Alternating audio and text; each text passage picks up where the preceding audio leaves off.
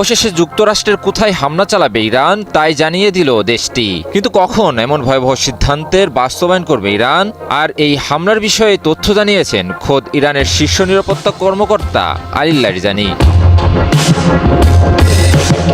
তবে কি সামরিক সংঘাতের পথে হাঁটছে ইরান যুক্তরাষ্ট্র? এই সংকটের পরিণতি কি তাহলে কূটনৈতিক টেবিলে নয়, বরং যুদ্ধক্ষেত্রে নির্ধারিত হবে? মধ্যপ্রাচ্যে প্রশ্নের পর প্রশ্ন, আর প্রতিটি প্রশ্নই যেন আরও ভয়ঙ্কর এক উত্তরের দিকে এগিয়ে যাচ্ছে। যুক্তরাষ্ট্রের একের পর এক হুমকির জবাবে ইরান সাফ জানিয়ে দিয়েছে যে কোনো মার্কিন হামলার পরিণতি হবে ভয়াবহ। শুধু তাই নয়, এবার আঞ্চলিক দেশগুলোতে অবস্থিত মার্কিন দূতাবাসগুলোকে সম্ভাব্য লক্ষ্যবস্তু হিসেবেও সতর্ক করেছে তেহরান। তাহলে কি সংঘাত এখন শুধুই সময়ের অপেক্ষা? মার্কিন প্রেসিডেন্ট ডোনাল্ড ট্রাম্প ইরানের জন্য বেঁধে দিয়েছেন সময়সীমা। তার স্পষ্ট বার্তা, ইরান যদি আলোচনা টেবিলে না আসে তবে যুক্তরাষ্ট্র সামরিক পথে এগুবে। ট্রাম্পের দাবি, আলোচনায় বসা ছাড়া ইরানের সামনে আর কোনো বিকল্প নেই।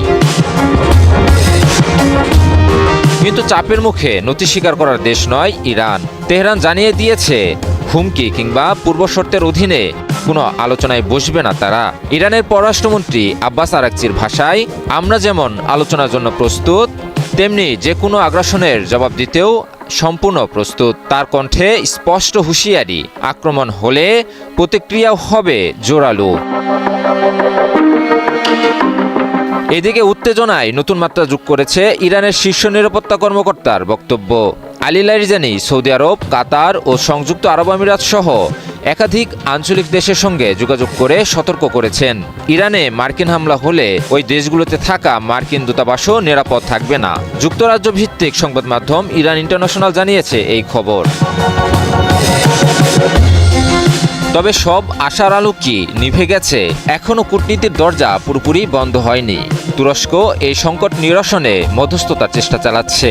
দেশটির পররাষ্ট্রমন্ত্রী হাকান ফিদান জানিয়েছেন, যুক্তরাষ্ট্রের মধ্যপ্রাচ্য বিষয়ক রাষ্ট্রদূত স্টিভ উইটকফের সঙ্গে এ নিয়ে আলোচনা করেছে আঙ্কারা। তুরস্কের প্রেসিডেন্ট রিসেপ তাইপ এরদোগান নিজেও ইরানের প্রেসিডেন্টকে আশ্বস্ত করেছেন উত্তেজনা কমাতে সহায়কের ভূমিকা নিতে প্রস্তুত তুরস্ক। কিন্তু মাঠের বাস্তবতা বলছে ভিন্ন কথা। ওয়াশিংটন ও তেহরানের মধ্যে উত্তেজনা বাড়ার মধ্যেই একটি মার্কিন সামরিক ডেস্ট্রয়ার ইসরায়েলের ইলাদ বন্দরে নোঙর করেছে। নিউ ইয়র্ক টাইমস জানাচ্ছে, ট্রাম্পের সামনে ইরানের বিরুদ্ধে আরও বিস্তৃত সামরিক বিকল্প উপস্থাপন করা হয়েছে, যার মধ্যে রয়েছে পারমাণবিক স্থাপনায় কমান্ডো অভিযান, নেতৃত্ব লক্ষ্য করে হামলা, এমনকি ব্যালিস্টিক ক্ষেপণাস্ত্র সক্ষমতা ধ্বংসের পরিকল্পনাও।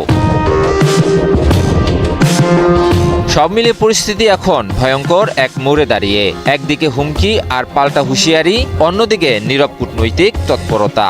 প্রশ্ন একটাই, শেষ পর্যন্ত আলোচনা কি পথ দেখাবে, নাকি ভুল সিদ্ধান্ত আর শক্তির দম্ভ মধ্যপ্রাচ্যকে ঠেলে দিবে আরেকটি বিধ্বংসী সংঘাতের দিকে?